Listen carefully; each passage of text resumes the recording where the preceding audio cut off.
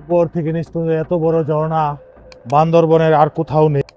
বাঘের মুখের একটি দোকান, কি সুন্দর, পুরো জায়গা জুড়ে যেন শান্তির ছোঁয়া। নৌকা থামিয়ে দিল। এখন আমরা লাংলুকের দিকে যাচ্ছি।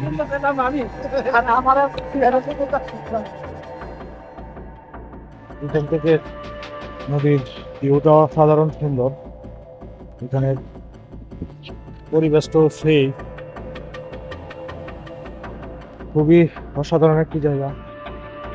আমরা এখন উপরে যাচ্ছি। লাংলুকের রাস্তা হচ্ছে এটা। এখানে কতগুলো ঘর আছে থাকার মতো। আমরা ওই দিক থেকে এসে ওই পাশে ছিলাম। লাংলুকে যেতে হলে এরকম সিঁড়ি বেয়ে বেয়ে প্রথমের স্বাগতম জানাবে এরকম সুন্দর একটি রাস্তা। লাংলুকের রাস্তাটা কিছু কিছু সিঁড়ি আছে।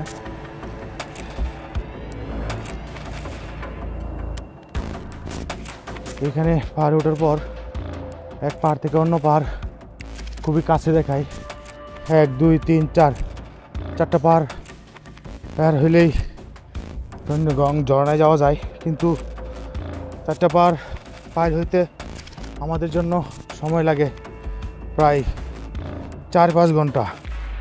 দেখুন কি উঁচু। এখন যাচ্ছি লাংলুকে। এই যে বাঘের মুখ এলাকা, এই রাস্তা দিয়ে আসছি হলো। আমি দেখানোর চেষ্টা করি।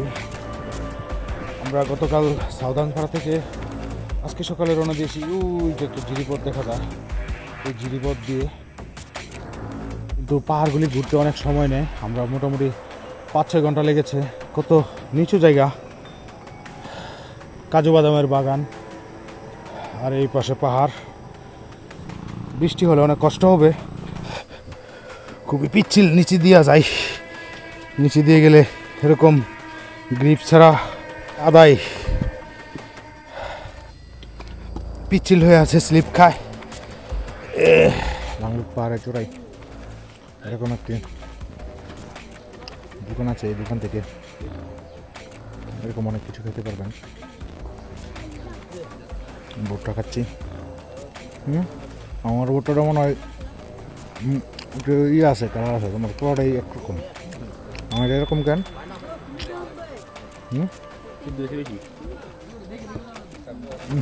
টেস্টি সিদ্ধ ভুট্টা আমি আর কখনো খাই না এইভাবে, প্রথম। আপনার টেস্টি অনেক। ভালো জিনিস। আমি বলবো কেউ আসলে মানসিকভাবে প্রস্তুত থাকতে হবে। এরকম একটা দুর্গম গিরিপথ লাংলুকের অবশ্য অন্যান্য ঝর্ণার চেয়ে একটু ইজি, তারপরও এখানের পথগুলি কিন্তু লক্ষণীয়, অনেক পিচ্ছিল হয়। আসলে জনসাধারণের জন্য সুবিধাজনক না, পাহাড়িদের জন্য ঠিক আছে। টুরিস্টরা অনেক কষ্ট করেই আসে। আমি চলে আসছি লাংলুক ঝর্ণায়। এত উপর থেকে পানি পড়ে যে বান্দরবনের আর কোনো ঝর্ণায় এত উপর থেকে পানি পড়ে না। ভয়ানক রাস্তা, আর এই রাস্তা খুবই ভয়ানক। সঙ্গেই থাকুন, তার সৌন্দর্য ঘুরে ঘুরে দেখবো ইনশাআল্লাহ। এর পুরনো গাইডে আসাদ ভাই এই যে সামনে বসা, ওনার সাথে দেখা হয়ে গেছে। ওনার সাথে আমরা 2টা ট্যুর করেছি, কিছুতেই থাকে। ওনার সাথে দেখা হয়ে গেছে, যাত্রা মিলাই। ভালো আছেন আসাদ ভাই? মনে আছে আমি আমার তোমার কথা? হ্যাঁ, তো যাই হোক, আমরা কি করব, মানে ঠান্ডা বাতাসে একদম শরীর গা শীতল হয়ে যাচ্ছে। তো এখন আমি উঠতে পারবো ইজি? আমি চেষ্টা করতেছি। আমার এখন এই সিঁড়িটা টপকাইতে হবে। বিসমিল্লাহ, উঠি। এই হচ্ছে উপরে ওঠার, এই ধরেন এখানে।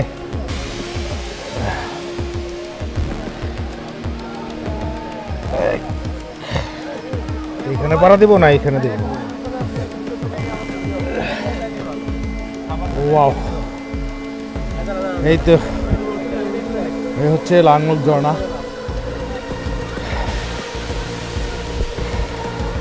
আমি এই ঝর্ণায় প্রথম আসছি, কিন্তু রাস্তাটা অনেক জটিল। এই যে এই পাশটা চলে গেছে সাঙ্গু নদীতে, আসছি হলো এই দিক থেকে। উপরে উঠে কিন্তু এই ঝর্ণা উপভোগ করে সময় চুপচাপ ঝর্ণা দেখতেছি।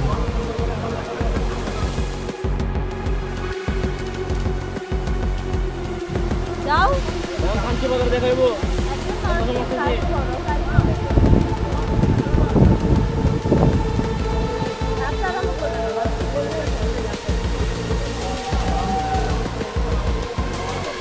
এখানে দাঁড়াও।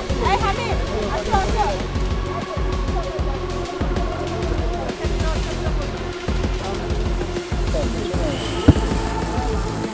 আমাদের খাবার, আমরা লাংলুক ঝর্ণাতে দুপুরের খাবারটা খেয়ে নিচ্ছি। খুবই পাহাড়ি পাহাড়ি ভাব হচ্ছে এখন। প্যাকেটের ভিতরে খাই, হ্যাঁ এখানে হাত আর একটু ধুয়ে নিই। বিসমিল্লাহ। অবস্থা খুব টেস্ট খাবার। গতকাল সারাদিন আমরা খাবারের কষ্ট করার পর আজকে সজংপাড়া থেকে ভোরবেলা বেরোনোর সময় খাবার নিয়ে বেরিয়েছি।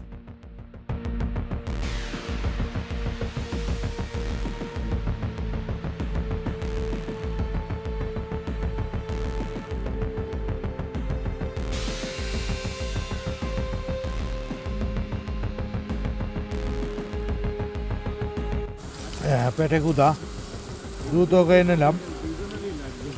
প্রচণ্ড ক্ষুধা, কি করে বাতে আর কি হয়।